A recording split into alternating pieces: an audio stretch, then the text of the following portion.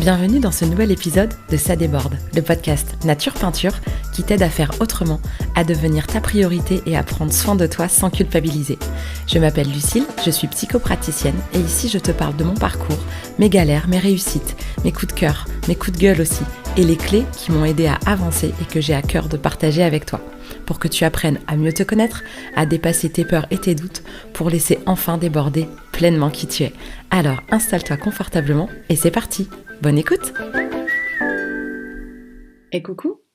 Aujourd'hui, j'ai envie de te parler de l'importance de regarder de temps en temps dans le rétroviseur. Alors, pas avec cette idée d'être toujours tourné vers le passé, de toujours regarder en arrière, de toujours comparer en se disant « Oh, c'était tellement mieux hier, c'était tellement plus simple quand j'étais étudiant, quand j'étais enfant, quand j'étais salarié, quand j'étais...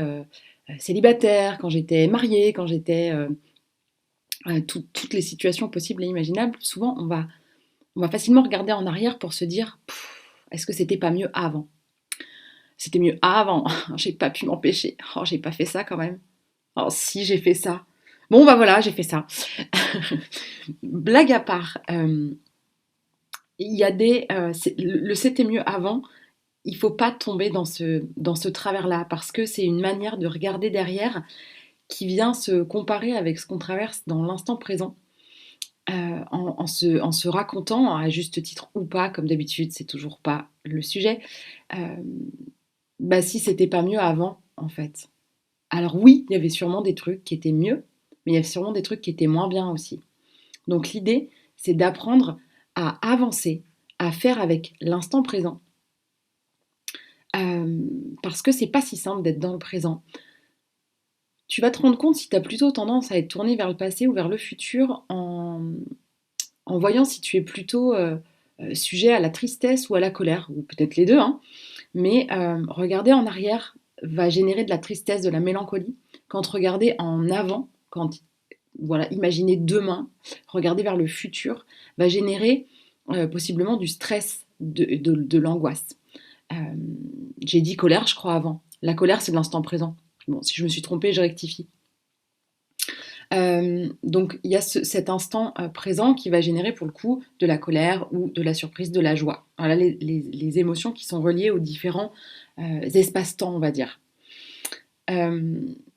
Donc, pour moi, l'idée, c'est quand même qu'on fasse avec ce qu'on est aujourd'hui, qu'on arrête de regarder le passé pour continuer à enfoncer le couteau dans sa plaie, mais bien pour apprendre à soigner sa plaie, pas soigner d'ailleurs, en langage des oiseaux, soigner on entend soit, plus loin le verbe nier, guérir, c'est mieux. On entend gai et on entend rire, c'est quand même plus positif que soigner. En tout cas pour s'occuper de sa blessure et certainement pas pour venir mettre des poignées de sel dedans et frotter comme s'il fallait se faire toujours encore plus mal parce qu'on se croit toujours et encore coupable.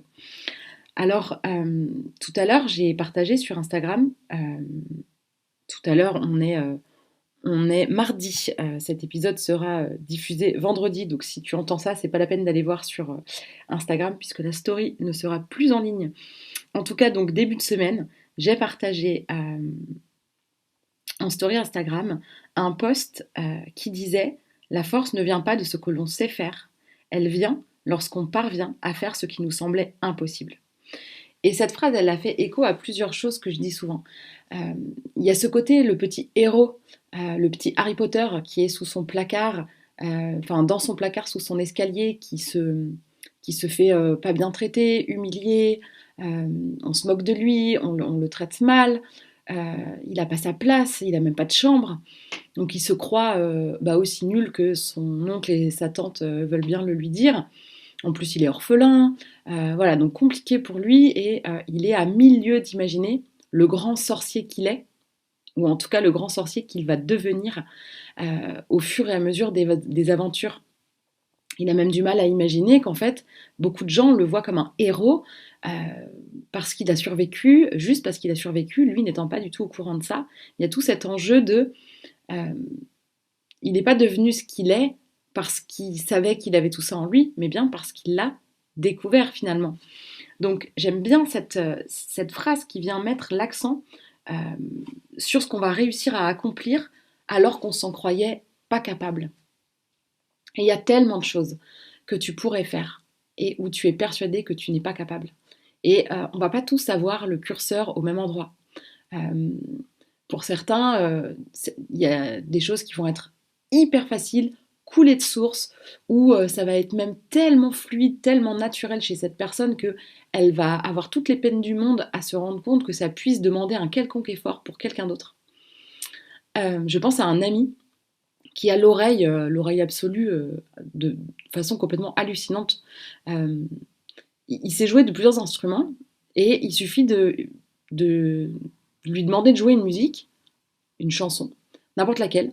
Euh, et s'il ne la connaît pas, quand on lui demande, c'est ça, quand on lui dit qu'est-ce que tu sais jouer, il dit n'importe, dis-moi ce que tu veux que je joue.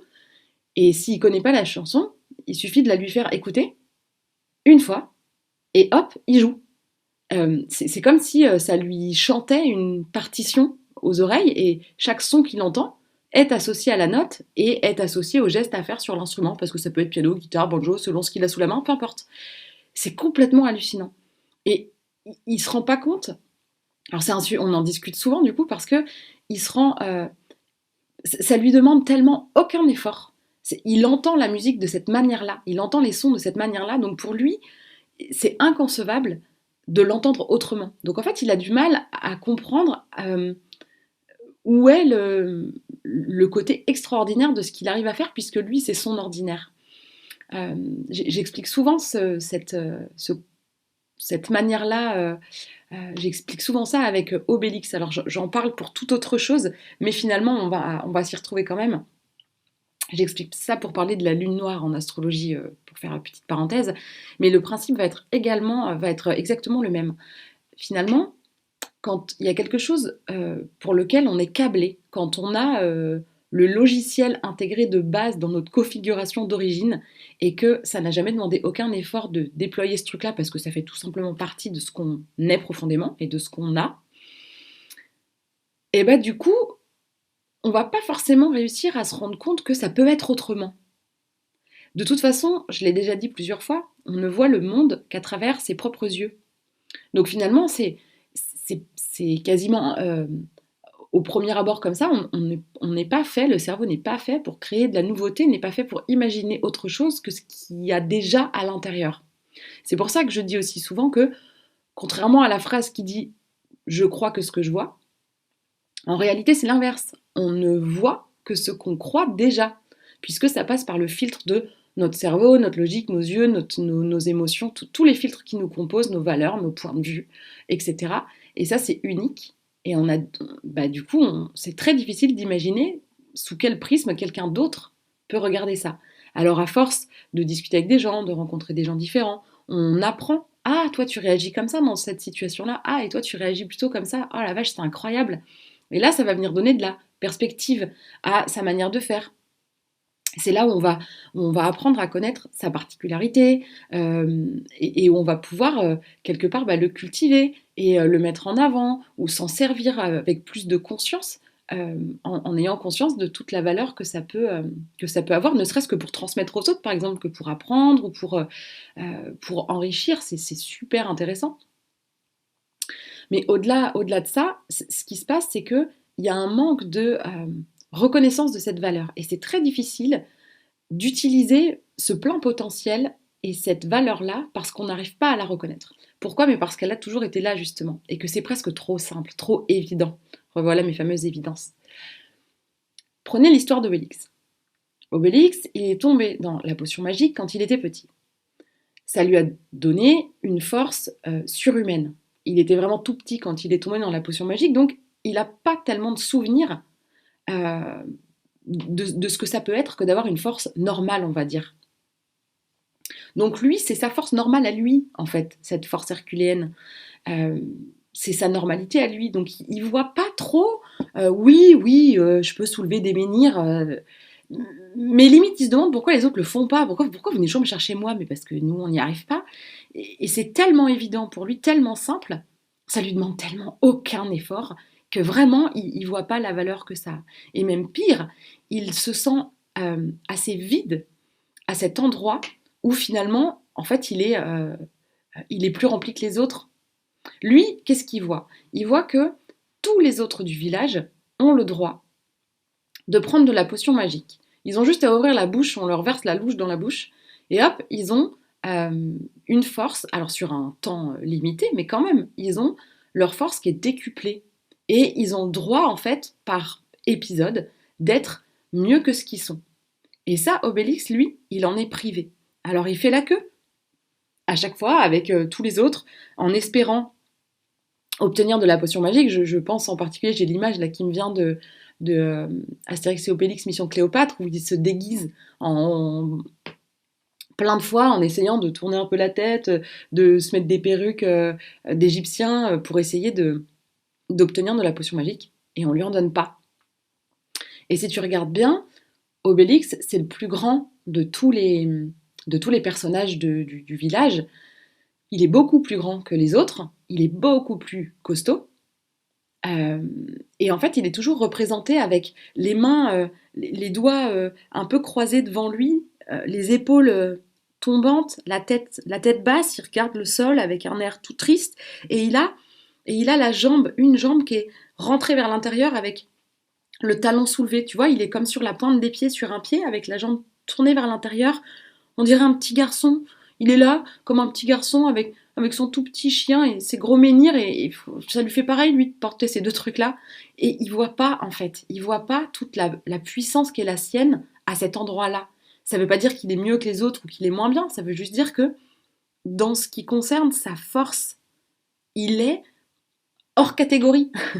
Il peut même pas être traité comme les autres parce que de toute façon il est hors norme, il est extraordinaire dans tous les sens du terme, en dehors de l'ordinaire et extraordinaire avec tout ce que ça peut comporter de magie comme mot. Mais lui, c'est pas comme ça qu'il le vit et éternellement, il voit que les autres ont le droit d'avoir un outil, un coup de pouce magique, une gourde remplie de potions pour, en cas de coup dur, ils ont le droit en fait de devenir mieux que ce qu'ils sont. Et lui aussi, il voudrait avoir le droit à ça. Et du coup, il se sent fragile à cet endroit-là.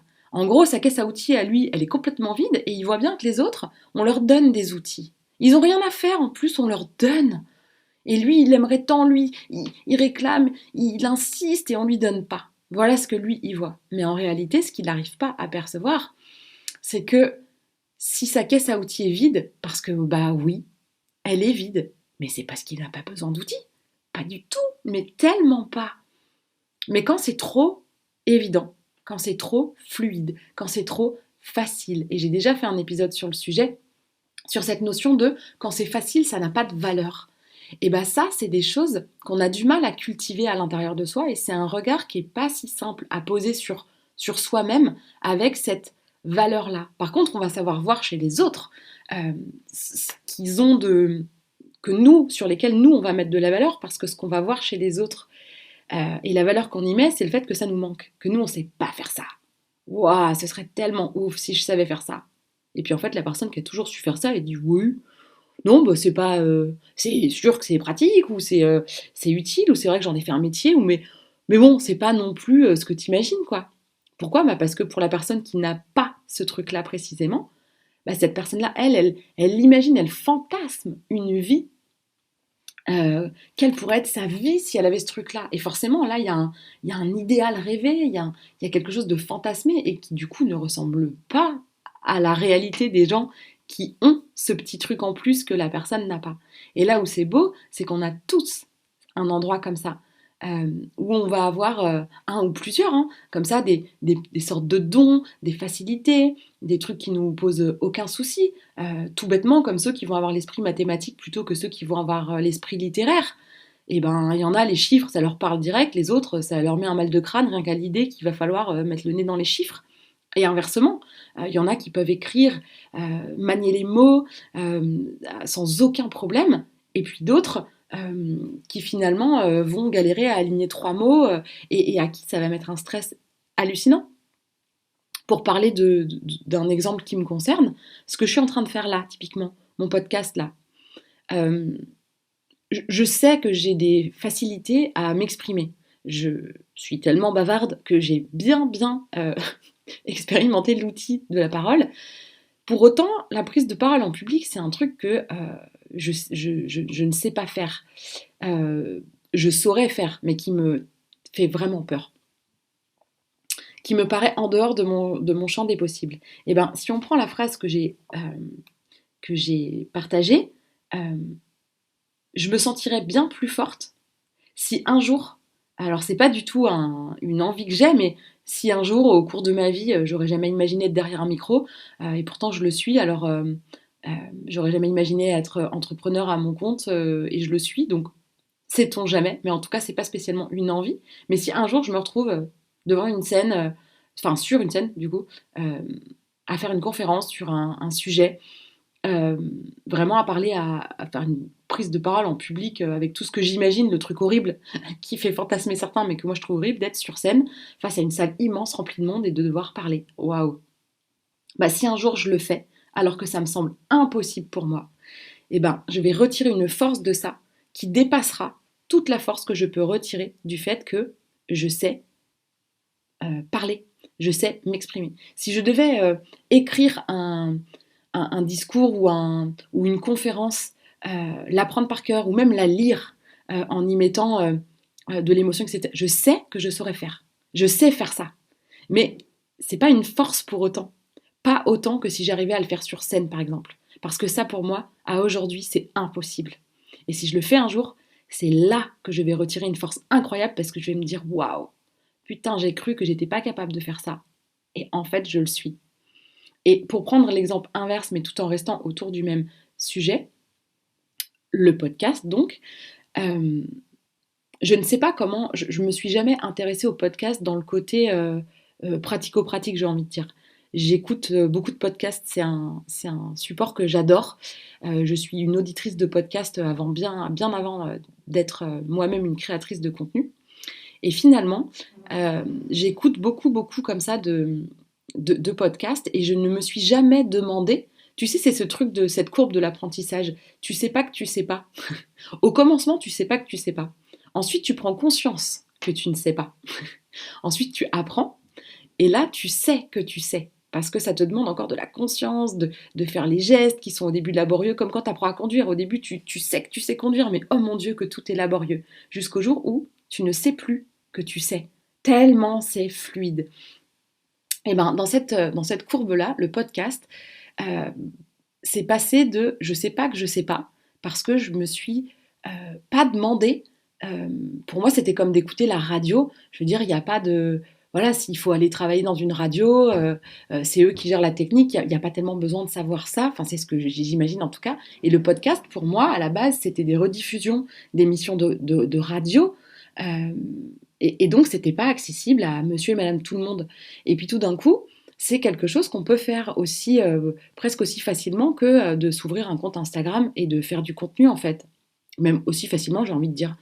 Et donc, je savais même pas que je savais pas. Je n'avais absolument pas conscience de ce qu'il y avait derrière un podcast. Et aujourd'hui encore, à part le côté vraiment technique qui me permet d'avoir un logiciel qui enregistre ma voix, un micro qui capte ma voix, un logiciel où je peux faire du montage pour ajouter mon intro et mon outro, euh, et puis une plateforme en ligne sur laquelle télécharger mon épisode pour qu'il soit accessible, ça maintenant j'ai compris.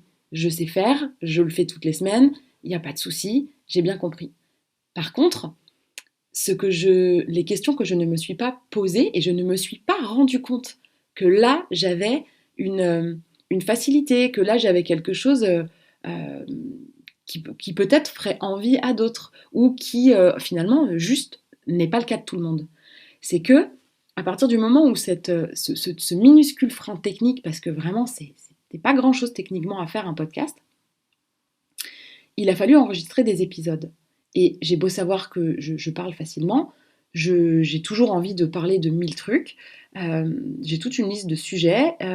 Et aujourd'hui encore, c'est en postant mon petit texte et en échangeant avec un message vocal avec une copine à qui ça a fait écho et on a eu une conversation autour de ça et je me suis dit, bah tiens, vu que j'enregistre mon podcast tout à l'heure, bah c'est de ça que je vais parler. Donc souvent les sujets ils vont me venir comme ça, hyper en résonance avec ma journée ou la veille ou un sujet que j'aurais eu en séance avec quelqu'un. C'est assez à chaud souvent, en fait, et j'ai du mal à aller.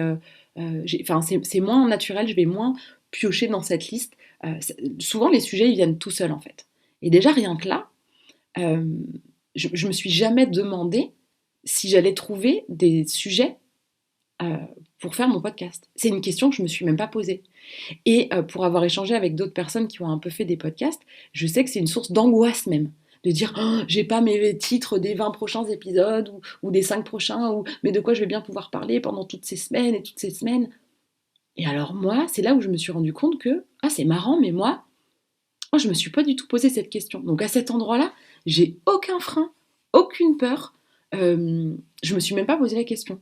Je vais bien trouver un sujet à aborder en fait, peu importe. Et puis quand j'ai pas de sujet à aborder, j'ai même fait un épisode où j'ai dit qui s'appelle J'ai perdu le fil parce que justement j'ai pas trouvé de sujet qui soit fluide, j'ai pas trouvé, je m'y suis reprise à 4 fois, ce qui n'arrive jamais. J'ai changé de sujet 4 ou 5 fois et finalement j'ai fini par parler du fait que j'arrivais pas à parler aujourd'hui et j'ai fait 30 minutes en fait.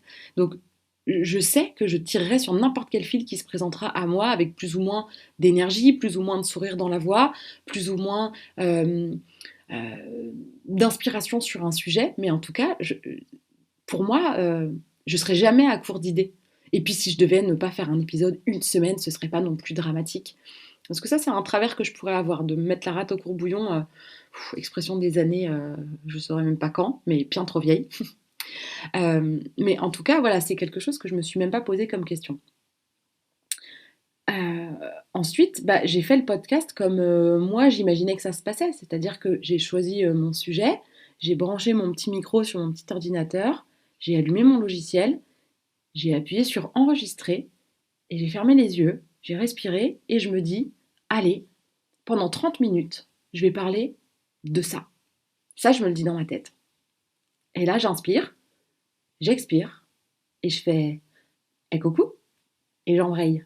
Et j'embraye et ça dure grosso modo 30 minutes. Et j'ai dit ce que j'avais envie de dire. Les idées s'enchaînent les unes après les autres.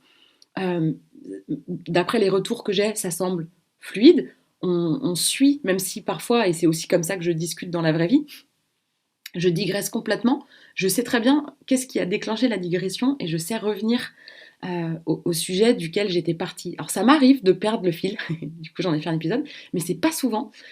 Souvent je sais très bien, je suis le fil de mes idées.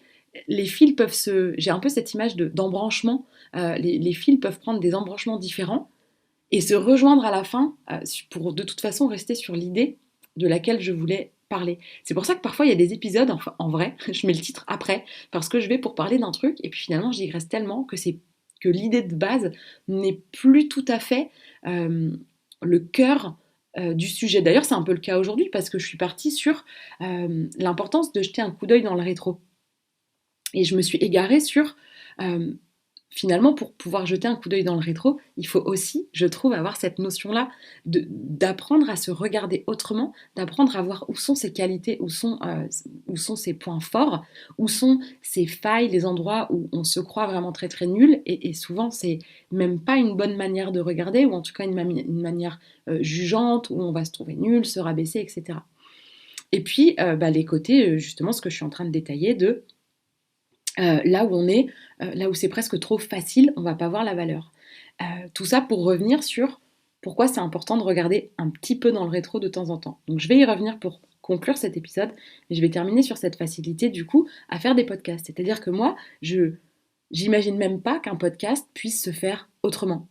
Comme mon pote imagine pas qu'on puisse jouer une musique autrement qu'en l'ayant juste écoutée parce qu'il n'a jamais eu besoin de faire autrement. Donc en fait, c'est comme ça et puis c'est tout. Et moi, j'ai pas eu besoin d'être autrement, de faire autrement. Je me suis dit, ok, il faut que je parle d'un sujet. Bon, bah, j'allume le micro et je parle. Et pour moi, c'est absolument naturel. Et c'est à force d'avoir des retours en me disant, oh, mais j'ai vraiment des retours. D'ailleurs, j'en profite pour vous remercier tous et toutes. Vous êtes nombreux et nombreuses à me faire des retours incroyablement touchants, avec beaucoup, beaucoup, beaucoup de compliments, beaucoup de retours à la fois sur le contenu, sur la qualité du son, sur plein de points en fait qui vont vous aider au quotidien, qui vont... ouais, j'ai vraiment beaucoup de retours et puis je trouve que les personnes qui font ces retours-là, qui font la démarche, elles sont pas radines en, en temps et en mots et on me fait des grands retours en fait et je suis toujours extrêmement touchée. J'ai pas le réflexe d'aller vérifier sur Apple. Je sais qu'on peut mettre des commentaires sur Apple, mais j'ai pas de notification. Faudrait que j'aille vérifier. Mais de toute façon, je peux même pas répondre. Il n'y a pas de possibilité de répondre à un commentaire qui est laissé sur Apple. Mais n'hésitez pas, si vous voulez me mettre des messages sur Instagram, ce sera avec un grand plaisir de répondre. Donc tout ça pour dire que, à force d'échanger, quand on m'a demandé combien de temps ça me prenait, en fait, d'avoir rajouté ce truc de podcast, sachant que je fais déjà 4 posts par semaine sur Instagram depuis des mois et des mois, si ce n'est pas des années maintenant. 4 posts par semaine, il y a des stories quasiment en permanence, donc c'est assez chronophage. Et le podcast, on m'a demandé combien de temps ça m'avait rajouté dans la création de contenu. Sachant que je fais un épisode de à peu près 30 minutes, le temps que j'aille chercher l'intro, l'outro, que je la mette devant, derrière, devant et derrière la piste en fait que j'enregistre en une seule fois, qu'ensuite je tape un petit texte pour accompagner, faire une description rapide de du sujet en fait de l'épisode, et que je télécharge ça dans la plateforme pour la programmer le vendredi suivant à 7h du matin.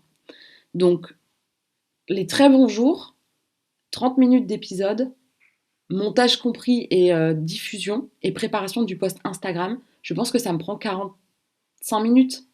Il y a un petit quart d'heure où je parle pendant 30 minutes et il y a un quart d'heure de mini-montage, téléchargement du fichier, mise en ligne, programmation, petit texte, la photo de couverture qui est tout le temps la même où je change juste le numéro de l'épisode. Parfois je fais une petite vidéo, parfois je mets juste un texte. Je mets l'image avec ma photo de mon podcast et je programme aussi le post du vendredi qui va avec le podcast. Les jours où c'est un peu plus laborieux, où j'ai bégayé, où j'ai toussé et où j'ai mis pause en plein milieu et où j'ai un petit peu de montage à faire, peut-être que je mets 1 heure par semaine pour avoir un podcast par semaine de 30 minutes. Et en fait, les gens qui connaissent ce que c'est que de devoir faire un plan détaillé, de devoir, enfin plus ou moins détaillé, de devoir décortiquer un sujet par écrit avant, d'avoir en fait énormément de travail en amont qui représente bien plus de temps en fait que l'épisode en lui-même. Et en fait, moi, c'est pas mon cas. Mais c'est tellement pas mon cas que je suis à 1000 lieues de me rendre compte du gain de temps, peut-être même de la facilité à durer dans le temps. Alors peut-être qu'il faut aussi que je me reconnaisse une certaine persévérance. Merci mon signe du taureau qui m'apporte cette endurance. Alors j'ai du mal à me lancer, mais une fois que je suis partie, en général, je persévère et dans la durée. Mais du coup, je n'arrive même pas à me rendre compte du gain de temps ou du confort, en tout cas, que ça peut m'apporter autour de ce média qu'est le podcast, parce que moi, si je devais avoir un plan, en fait, je serais moins claire que si j'en ai pas. Alors, ça paraît complètement fou pour ceux qui fonctionnent complètement à l'envers, mais ça, je n'ai pu m'en rendre compte que parce qu'il y a eu des échanges avec d'autres personnes. Et pourquoi c'est important de savoir jeter un coup d'œil dans le rétro? J'y viens. J'ai plus que 2 minutes, mais j'y viens. Le coup d'œil dans le rétro, il va être important parce que, en fait, quand les gens viennent me voir en séance, ils voudraient une solution radicale, quelque chose qui change tout, du tout au tout, parce que la situation est bien souvent insupportable quand ils arrivent me voir, et qu'il faut que ça change, genre maintenant. Maintenant, au moment où ils ont même plus de jus, où ils sont en 36e dessous, et où en fait ça ne marche pas comme ça. Il faut du temps. Et pour moi, je le dis tout le temps, je suis la thérapeute des petits riens du quotidien. Pour moi, c'est vraiment dans les petites choses où il n'y a pas beaucoup d'enjeux que finalement on tire le fil et qu'on finit par grandir, par gravir plutôt des montagnes qui nous auraient semblé impossibles. Et parfois, c'est tellement step by step, tranquille, que des fois on est arrivé quasiment en haut de la montagne sans même s'en apercevoir. Alors qu'en fait, si on regardait depuis le bas la hauteur à laquelle on est aujourd'hui, on se serait dit c'est impossible. Alors, retourne-toi, souviens-toi d'où tu pars et rends-toi compte que ce que peut-être tu es en train de faire au quotidien aujourd'hui, sans même que ça te demande un effort. Tu sais ce truc de tu sais plus que tu sais, comme quand tu conduis et que tu es capable de chanter une chanson, de parler à quelqu'un, de fouiller à l'aveugle dans ton sac pour chercher un truc, de jouer avec tes pieds en plein démarrage en côte, sans caler, ni que ta voiture avance, ni recule, ni rien du tout. Bref, tous ces gestes auxquels tu ne réfléchis même plus, tellement ils sont devenus naturels. Et ben il y a plein de choses comme ça que tu savais pas faire, que tu pensais impossible, hors de ta portée, que petit à petit, par des petites transformations, de la patience et du dépassement de soi, parce que sur ces petits exemples que je donne, c'est plus accessible parce qu'il y a moins d'enjeux. Mais la démarche à l'intérieur, c'est la même. Et ça peut être monstrueusement difficile de faire un truc qui a l'air tout petit comme ça. Et là, on est super fort pour se dire mais c'est quand même ridicule, c'est quand même rien du tout. Ouais, c'est rien du tout pour certaines personnes, mais pas pour toi. Donc, indulgence, toujours, toujours, toujours, toujours. Et justement, cet épisode de podcast, il m'est venu parce que d'une, je publie ce petit texte et que dans l'échange avec mon amie, elle me fait un vocal pour me raconter qu'elle a eu une conversation. Alors, elle est infirmière et libérale et elle est une patiente qui a une problématique particulière et elle a dû appeler les pompiers, le SAMU, un médecin, etc. Et qu'en fait, la manière dont elle s'est positionnée par rapport aux médecins particulièrement, elle me dit oh, c'est là que je me rends compte du chemin que j'ai parcouru. Et je lui dis bah ouais, tu vois, aujourd'hui c'était facile pour toi de poser les choses plus facilement, plus simplement. Et si tu regardes en arrière, si tu regardes où tu étais avant, c'est là que tu vois le chemin parcouru. Et c'est là toute l'importance de faire ce mouvement-là. Donc voilà pourquoi l'idée, c'est pas de toujours regarder en arrière, surtout pour venir presque aggraver la situation actuelle au regard de ce qu'il y avait avant, mais de savoir avancer. Et de temps en temps, parce que tu avances beaucoup plus que tu le crois, pense à jeter un petit coup d'œil dans le rétro et tu vas peut-être halluciner de voir à quel point tu es arrivé haut sur la montagne sans même t'en rendre compte alors que tu pensais que tu en étais incapable. Eh bien, nourris-toi de ça. J'espère que cet épisode t'a plu. Je te remercie encore pour ton écoute et je te dis à très vite. Si cet épisode t'a plu, tu peux laisser un commentaire, noter avec tout plein d'étoiles ou encore t'abonner pour ne pas rater les prochains. Tu peux aussi partager cet épisode pour que d'autres personnes osent laisser déborder qui elles sont vraiment. Et si tu veux en savoir plus sur ma manière de travailler, mes outils et les accompagnements que je propose, rendez-vous sur ma page Instagram L'Oreille et la Plume ou sur mon site internet. Merci beaucoup de ton écoute et de ton soutien. Passe une belle journée ou une belle soirée et on se retrouve bientôt.